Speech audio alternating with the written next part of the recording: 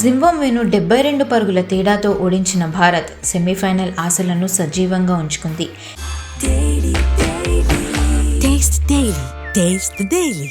ఈ మ్యాచ్లో మొదట బ్యాటింగ్ చేసిన భారత్ 256 పరుగుల స్కోర్ను నమోదు చేసింది. జింబాబ్వే 184 పరుగులు మాత్రమే చేయగలిగింది. బ్రియాన్ బెన్నెట్ 97 పరుగులు చేశాడు, కానీ తన జట్టును విజయ పదం వైపు మాత్రం నడిపించలేకపోయాడు. ఈ మ్యాచ్లో జింబాబ్వే టాస్ గెలిచి టీమిండియాను ముందుగా బ్యాటింగ్కు ఆహ్వానించింది. ప్లేయింగ్ 11లోకి వచ్చిన సంజు శాంసన్ 24 పరుగులకే అవుట్ అయ్యాడు. కంటిన్యూగా విఫలమైన అభిషేక్ శర్మ చివరకు ఈ మ్యాచ్లో 55 పరుగులతో అర్ధ సెంచరీతో మంచి ప్రదర్శన చేశాడు. హార్దిక్ పాండ్యా కూడా 50 పరుగులు చేశాడు. తిలక్ వర్మ కూడా 44 పరుగుల మెరుపు ఇన్నింగ్స్ ఆడాడు.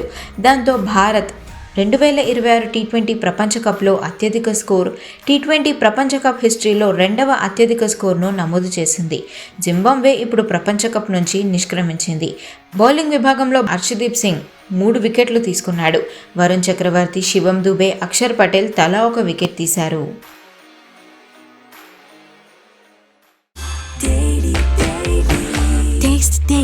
Taste the Daily.